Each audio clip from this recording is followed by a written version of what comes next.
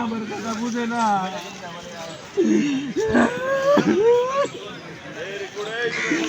তুমি গাইলে গায়ে পড়বার দিব, তোমারে ফোন দিলে তুমি কবার আমি যাও আমার বুলারে দিয়ে দেন। কথা কইও না, আমি পারবো না। আমি যেটা আমি অন্য কিছু করে খাবো, আমি বন্দি হয়ে থাকবো না।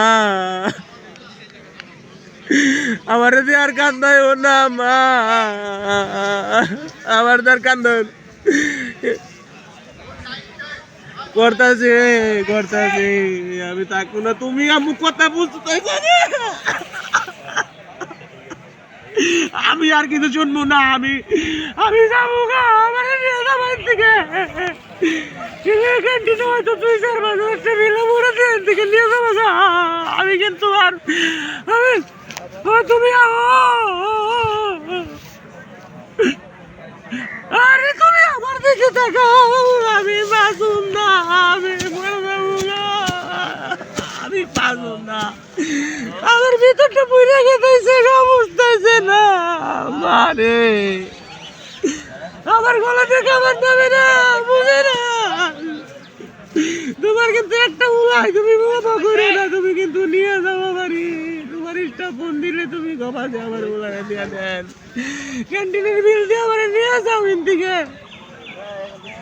যে তুমি ফোন দিয়ে খালি গবা আমার উলারে বাড়াই দেন, যদি তোমার আমার কয় তুমি খালি মাঝিনে ঘেটে আমার নিয়ে যাও, তোমার যাও তাই কই গিয়া। আমি বাঁচতেছি না, আমি পারতেছি না, আমি মরে যাবো না খাইতে খাইতে। আমার গালাতে খাবার নামে না বুড়া স্যার। এই বাধ্যকতা আদেশ, এই গরমের মধ্যে কাম করা, আমি বাঁচতে যাই।